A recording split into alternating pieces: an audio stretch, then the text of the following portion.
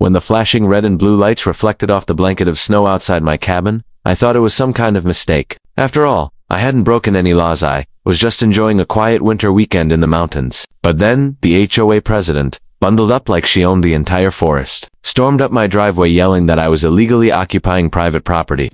The cops followed, unsure and confused, as she barked orders like a drill sergeant. What she didn't know, what none of them knew, was that my cabin didn't sit on HOA land. It sat on federal forest property, under a special lease my late father secured decades ago. By the time she realized she'd picked a fight with the U.S. Forest Service, it was already too late. And what started as a petty HOA complaint quickly turned into a federal investigation. She never saw coming. The wind howled softly through the tall pines. As I drove up the narrow mountain road, my tires crunching over fresh snow. The forest was silent except for the hum of my truck engine, the kind of silence that makes you feel like you've stepped into another world. It was late December, and snow had blanketed everything in white: the trees, the fences, even the old mailbox that still bore my father's name.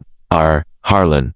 Seeing it brought a wave of emotion I couldn't quite describe. My father had built this place from the ground up nearly 40 years ago, and after he passed, the cabin became my inheritance, not just in a legal sense, but in spirit. This was where he taught me how to split firewood, track deer, and respect the forest as something sacred, not just scenery. When I finally reached the cabin, it looked exactly as I remembered: rustic, sturdy, and perfectly placed among the tall fir trees. Smoke still clung to the chimney from the last time I'd visited in early autumn. The wooden porch creaked as I stepped onto it, brushing off the snow from my boots. I unlocked the door, the smell of pine and old oak instantly flooding my senses. Everything was just as I'd left it: the old stone fireplace, the hand-carved chairs, and my father's ranger hat hanging on a hook by the door. I ran my hand over it and smiled. He'd been a forest ranger for 30 years, a man who loved these woods more than anything. That night, I lit a fire and made myself some coffee, sitting by the window as the snow began to fall heavier. The forest around me glowed under the moonlight, peaceful and endless. I'd driven up here to escape the noise of the city and to find that stillness my father used to talk about, the kind of quiet that makes you listen to yourself. But peace never lasts long when other people think they own what they don't understand. The next morning, I woke up early to shovel the front steps and check on the old generator out back. That's when I saw them: 3 people standing near the edge of my driveway, bundled in thick jackets and holding clipboards. At first, I thought maybe they were lost hikers, but as I walked closer, I noticed something strange. Their jackets had matching patches that read Maple Ridge, HOA. My stomach tightened. The nearest housing development was miles away, down near the main road. What on earth were HOA people doing up here? "Morning," I said, keeping my tone polite but cautious. "Can I help you folks?" A tall woman in a red parka turned toward me. She had sharp eyes and the kind of expression that made you feel like she was already judging you. "Yes, actually," she said briskly. "We're from the Maple Ridge Homeowners Association. We've received several complaints about this structure." I blinked. "This cabin?" She nodded, flipping through her clipboard. "It's unregistered according to our community records. It's built past the designated property line of Maple Ridge Estates. You're technically encroaching on HOA land." For a moment, I thought she was joking. Then I realized she wasn't. I took a deep breath and said, "Ma'am, this cabin's been here since before Maple Ridge Estates even existed. This isn't HOA land, it's federal forest property under a long-term lease my father secured decades ago." Her expression didn't change. "That's impossible," she said curtly. "All property in this area falls under the HOA's management. You'll need to provide documentation or vacate within 30 days. I almost laughed at the absurdity. "You might want to double-check your maps," I said, keeping my calm. "You're standing on U.S. Forest Service land. You're not supposed to be here without authorization."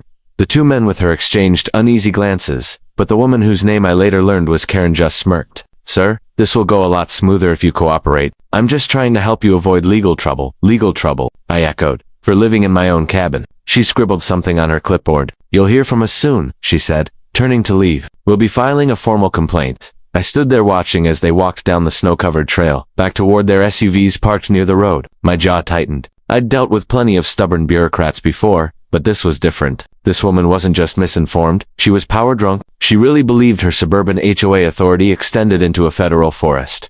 That night, as I sat by the fire, I couldn't shake the thought of her arrogance. My father used to warn me that people like her would eventually try to own nature. "They'll put fences around trees," he'd say, "and call the wild private property." I'd always thought he was exaggerating, but sitting there, listening to the snow against the windows, I realized he'd been right. The next few days were quiet, but that uneasy feeling stayed. I double-checked the land boundary documents, official Forest Service maps, signed and sealed. My cabin sat well within federal territory, miles outside the HOA's jurisdiction. I even contacted the local ranger office to give them a head. They confirmed everything was in order and told me not to worry. "We've dealt with those HOA folks before," one ranger said with a chuckle. "They're expanding faster than they're supposed to. You're fine." Still, I couldn't shake the sense that this wasn't over. People like Karen don't just give up when they're wrong. They dig deeper. They push harder. They make things personal. And as I looked out the window that night, watching snow fall on the quiet trees, I had no idea just how far she was willing to go or how much trouble she was about to bring down on herself.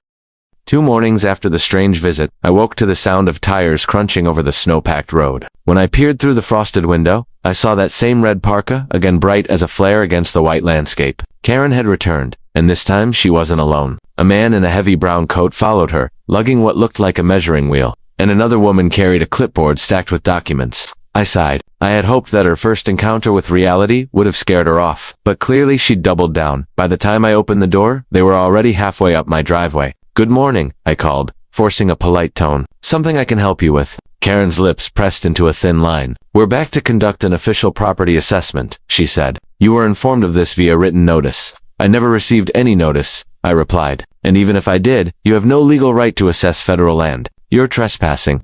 She ignored me and gestured to the man beside her. "Start measuring from the north corner to the driveway edge," she ordered. He hesitated, glancing at me nervously, but she snapped, "Go on." I stepped forward, planting my boots firmly in the snow. "Ma'am," I said, my voice firmer now, "if you step another foot past that pine line, you'll be on federal forest property. That means you'll be breaking the law. Not HOA rules, actual federal law."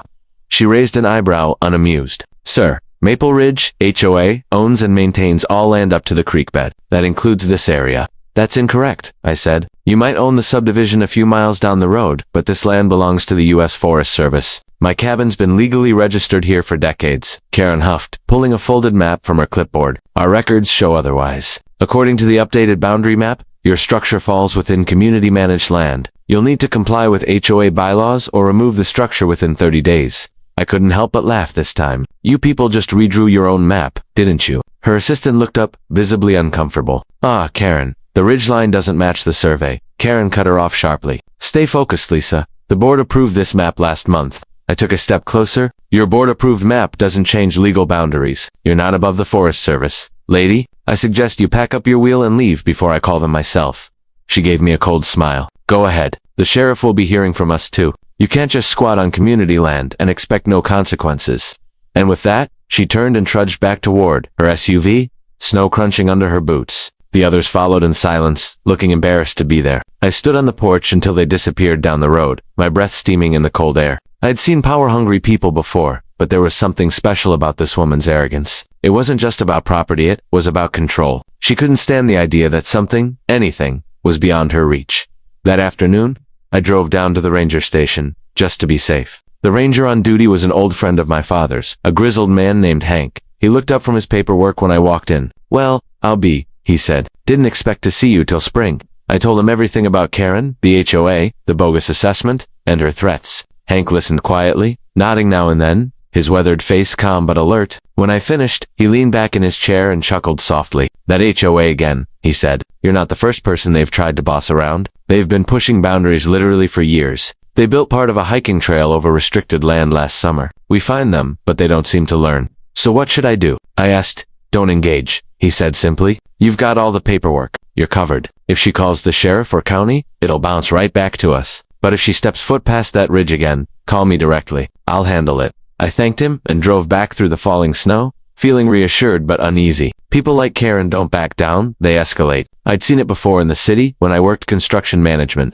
Give someone like her an inch, and she'll take the entire mountain. When I got home, the first thing I noticed was a bright orange notice nailed to my gate. It flapped in the wind like a warning flag. I pulled it down and read the printed words. "Notice of violation, unauthorized structure." It bore the Maple Ridge HOA letterhead and was signed by President Karen Whitmore. At the bottom, it warned of fines up to $5,000 for noncompliance and immediate removal of unapproved structures. I shook my head in disbelief. HOA fines meant nothing out here, but the nerve it took to nail this notice to my property was something else entirely. I tossed the paper into the fire that night, watching it curl and blacken in the flames. For the first time since arriving, I felt a twinge of anger, not fear, but the kind of steady, quiet anger that builds when someone insults your family's legacy. My father had spent his life protecting this forest. Now some suburban self-appointed ruler thought she could waltz in and claim it as her own.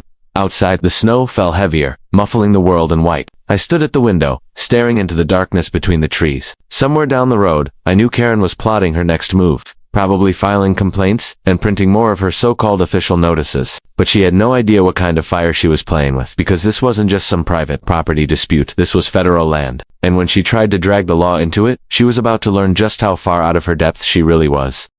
3 days passed before I heard the sound. I'd been dreading a pair of engines grinding up the icy mountain road. I looked out the window and saw flashing blue and red lights cutting through the snowy forest. Behind the sheriff's SUV came another vehicle, a white Range Rover I recognized instantly. Karen was back, sitting in the passenger seat with a smug grin plastered on her face. My stomach sank. She had really gone and done it. She'd called the cops. I opened the door before they could knock. The cold wind blew in behind them, carrying flakes of snow that swirled around the porch like ghosts. The deputy stepped forward first, a tall man with a calm voice. "Morning, sir. We received a report of illegal occupation and trespassing. Are you the property owner here?" "I am," I said, handing him the folder I'd already prepared. "But you might want to take a good look before you make any assumptions." Karen pushed past him, practically shouting, "Don't listen to him, officer. This man has been living here without authorization. This cabin is on HOA land. He's ignoring multiple notices. I demand you remove him immediately." The deputy shot her a look that said he didn't appreciate being ordered around. Still, he took my papers and stepped off to the side to review them.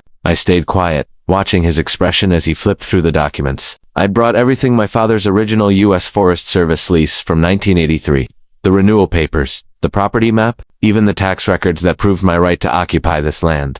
Karen crossed her arms and muttered under her breath. "Fake documents," she said. "Probably printed them off the internet." I ignored her. The deputy finished reading, then pulled out his radio. "Dispatch," he said. "Can you confirm Forest Service jurisdiction for parcel code 77F? There was a pause, some static. Then a voice came back. "Confirmed. That parcel is under federal jurisdiction. U.S. Forest Service property. Residential lease registered to one Daniel Harlan." The deputy turned to Karen slowly. "Ma'am," he said, "this property isn't under county or HOA authority. You're trespassing on federal land." For the first time since I met her, Karen's confidence faltered. "That's impossible," she stammered. "Our community map is irrelevant." The deputy interrupted. "You can't redraw federal lines, ma'am. I suggest you leave before this becomes an issue." Her face went red. "I'm not leaving. This man is lying. That cabin wasn't here when we bought our land." "Yes, it was," I said calmly. "My father built it in '84. Your subdivision was developed in 2010. Maybe do some homework next time." The deputy sighed. "Sir, you're fine here." "Ma'am, you're not. I'm going to have to ask you to return to your property. You can file a complaint if you want, but it's not going to go anywhere." Karen's jaw clenched. "I'll take this to the county board. You'll all regret this." "Ma'am," the deputy said flatly, "if you step foot back on this land, I'll have to cite you for trespassing on federal property. That's not an HOA offense, it's a federal offense. Do you understand?" She didn't answer. Instead, she spun around and stomped through the snow, her boots crunching hard against the ice. The Range Rover door slammed, and within moments, she was gone, her tires spraying slush behind her. The deputy handed my folder back. "Sorry about that, Mr. Harlan. We get folks like her sometimes think their HOA gives them more power than it does. You're good here." "Thanks, officer," I said, shaking his hand. "You handled that well." He chuckled. "She'll probably try something else. People like that don't like losing." He was right. An hour after the sheriff left, another truck came crawling up the trail, this one forest green with the emblem of the U.S. Forest Service on the door. Hank stepped out, brushing snow off his hat. "Heard about your little circus," he said, walking up the steps. "Thought I'd stop by before it gets worse." "Appreciate it," I said, letting him in. "Coffee?" He nodded, and we sat by the fire while I filled him in on the morning's events. When I finished, Hank leaned back and exhaled through his nose. "This isn't the first time Maple Ridge has pulled something like this," he said. "They've been expanding their property lines for years, clearing trees, paving trails, even laying irrigation pipes outside their boundary. I told the regional office last summer we'd need to step in sooner or later. So what happens now?" I asked. "Well," he said slowly, "since law enforcement was called to a federal site under false pretenses, it'll trigger a review. That means survey teams, boundary verifications, and maybe even an audit of the HOA's land claims. If they've been encroaching, this Karen lady might have just opened a can of worms she can't close." I couldn't help but grin. "Poetic justice." "Yup," Hank said, standing up. "In the meantime, stay put. Don't engage. Let us handle it. If she or anyone else from that HOA shows up again, call me directly. We'll treat it as a federal trespass case." That night, I sat outside on the porch, wrapped in my father's old flannel jacket, watching the snow fall softly under the moonlight. The forest was quiet again, peaceful, but heavy with the tension of what had just happened. I thought about how easily things could have gone differently if I hadn't kept those documents safe. If I hadn't known the law like my father taught me, somewhere down the mountain, I imagined Karen sitting in her neat suburban home, seething that her plan had backfired. She thought she could bully me into submission, but all she'd done was bring federal attention to her community's dirty secrets. The wind picked up, carrying the faint howl of a coyote across the valley. I smiled and whispered, "Good luck, Karen, you're going to need it." The mountain had always protected my family, and now, it was doing it again. What she didn't know, what she could never understand, was that you can't own a forest. You can't fence in nature, and when you try, the land has a way of fighting back. One snowstorm, one boundary line, one ranger at a time. For a few peaceful days, it seemed as though everything had settled. The forest returned to its usual quiet rhythm, the steady whisper of the wind through the pines, the distant calls of ravens, and the soft creaking of the cabin in the cold. I split wood, brewed coffee, and tried to let it all go. But in the back of my mind, I knew Karen wasn't done. People like her rarely admit defeat. They just look for new ways to twist the truth. The call from Hank came one frosty morning as I was repairing a loose shutter on the cabin. "You might want to be around for this," he said. "The regional office just approved a boundary review. We've got survey teams coming up today to check every inch of that ridge." I smiled. "So it's official then?" "Oh, it's official," Hank replied. "And if I were that HOA president, I'd be nervous." By noon, 3 government trucks rolled up the snowy trail. Men in green jackets unloaded surveying equipment, tripods, and GPS scanners. Hank arrived shortly after, clipboard in hand, his breath fogging in the cold air. "We're not just checking your property," he explained. "We're reviewing the entire section where the HOA's expansion borders federal land. If they've crossed that line, even by a few feet, there'll be consequences." I watched from my porch as they began their work, marking trees with bright orange ribbons, setting stakes, and comparing digital maps to the official land records. The sound of beeping instruments echoed through the woods. I couldn't help but feel a flicker of satisfaction. Justice, it seemed, was finally taking shape in the snow. That satisfaction grew later that afternoon when, right on cue, a familiar white SUV came barreling up the trail. Karen stepped out, wrapped in her signature red parka, her expression a mix of anger and disbelief. "What is going on here?" she demanded, striding toward Hank. Hank didn't even look up from his clipboard. "Federal boundary verification," he said simply. "Routine procedure." "Routine," she snapped. "You're on private property." "Actually," he said, meeting her glare, "we're on federal forest land, and from what we're seeing so far, your HOA has been using a portion of it without authorization." Karen froze. "That's ridiculous." "Our maps," "Your maps," Hank interrupted, "were never approved by the county surveyor's office. You can redraw lines all you want, but that doesn't make them legal. You've built structures, trails, and even part of your recreation park inside a protected zone." I couldn't resist stepping closer. "You might want to call your board, Karen," I said quietly. "You're going to have some explaining to do." She turned toward me, eyes blazing. "You think this is funny? You caused this." "I didn't cause anything," I replied evenly. "You called the cops on me. You tried to have my cabin removed. All I did was show the truth." For a moment, she said nothing. Then she spun on her heel and stormed back to her SUV, slamming the door so hard it echoed through the trees. She sat there for a while, probably realizing how bad things were about to get. By evening, the surveyors had finished their initial measurements. The results were damning. Nearly 5 acres of land the HOA claimed as theirs actually belonged to the U.S. Forest Service. Worse, part of their so-called community park with picnic tables, a playground, and a paved trail sat entirely on restricted federal property meant to protect a wildlife corridor. Hank shook his head. "They're in trouble. Big trouble." "What happens now?" I asked. "Federal audit," he said. "They'll need to provide permits, maps, and construction records. If they can't, fines start piling up fast. And if they've cleared protected trees or disturbed wildlife habitats, it'll go beyond fines." I could see it in his eyes. This wasn't just another paperwork issue. This was serious. The next few days were chaos down at Maple Ridge. I didn't have to go there to know it. The sound of trucks, arguing voices, and even the faint hum of helicopters carried through the woods. Karen's perfect little suburban kingdom was unraveling. Residents who once adored her started showing up at the federal office demanding answers. News spread fast. Local reporters began sniffing around. And soon, cameras were pointed at the gates of the HOA community. One afternoon, Hank came by again with an update. "You'll like this one," he said, chuckling. Turns out, their clubhouse was built partially over an old ranger trail. They paved right through federal land. The Forest Service is demanding it be removed. I couldn't help but laugh. Guess karma's not too fond of HOA politics. Hank grinned. "It gets better. The regional director's calling for restitution, meaning they'll owe the government money for damages and restoration." It was poetic, really. The same woman who tried to fine me $5,000 for existing would now be facing millions in penalties.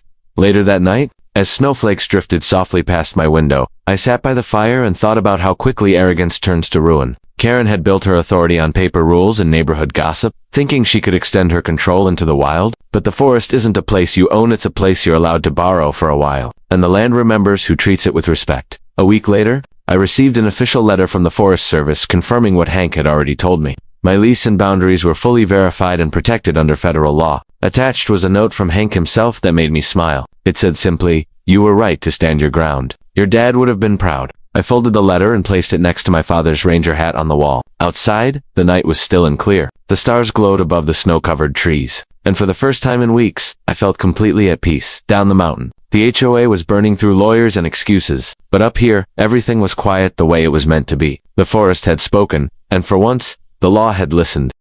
The next morning, the forest was quiet, too quiet. The kind of silence that comes before a storm. I woke up early, sipping coffee by the frosted window, watching snow drift lazily from the pine branches. I knew this peace wouldn't last. The HOA had been humiliated, but I could feel their next move coming like thunder rolling through the mountains. Sure enough, at 9 a.m. sharp, I saw two black SUVs winding up the snowy road, tires crunching against the ice. Behind them, a county truck followed, its lights flashing red and blue. They came to my front gate, where the sign clearly read, "Federal property, unauthorized entry prohibited."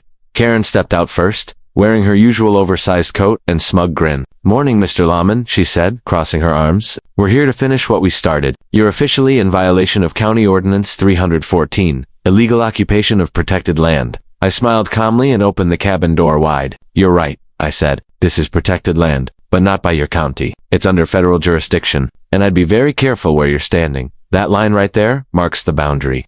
The lead officer frowned, checking his tablet. "Sir, can you clarify what you mean by federal jurisdiction?" "Gladly," I said, pulling a file from my coat pocket. "This entire area, the 240 acres, surrounding this cabin is part of a federal preservation zone. Established back in the 1970s, the cabin was rebuilt under government contract as a seasonal survey station. The deed is registered under the United States Forestry Department." Karen scoffed. "You expect us to believe that? You're just some stubborn man squatting in a cabin." I gestured toward the road. "You see those green markers? They're not decorations. They're boundary posts for protected federal property. You crossed 3 of them getting up here," which means I paused as another set of vehicles appeared from the opposite direction. This time painted deep green with gold lettering, U.S. Forest Service. Karen's face fell. "What is this?" She snapped. "This," I said, "is the part where your HOA learns what real authority looks like." 2 rangers stepped out, followed by a tall woman in a gray coat with a federal badge pinned to her chest. She nodded to me. "Mr. Walker, sorry for the delay. We got your call. Seems like some folks have been trying to assert local control over protected lands again."